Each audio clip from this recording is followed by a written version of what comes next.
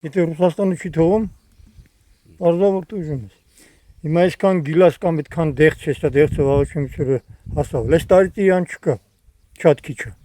Դեղցը որ եղավ էսը։ Հայաստանում, մենակ Հայաստանում այդքան ժողովուրդ այդքան դեղց կարա ուտի, չի կարա։ Եթե շուկայում լճացավ, առնող չեղավ, ջրի գինա դառնում։ Մարդիկ կան վարգեն վերցնում, տակ են տալու մարդիկ։ Ինֆլյացիան էլ եթե հաշվի առնենք, ամեն տարի մեր ապրանքի ինքնարժեքը 5-ից 10% ամենահամեստ հաշվարկներով բարձրանում է։ Դա կա ամենագերխնդիրը այսօր ջուրն է, մեկ էլ վաճառքն է։ Դուր գյուղացուն ջուր, մեկ էլ վաճառքի հնարավորություն շուկաներ տվեք ու ամեն ինչը կընկնի իր տեղը։ Կառավարությունը փոխհատուցումը 1 կիլոգրամի համար արտահանողներին, ծիրանի համար 200 դրամ,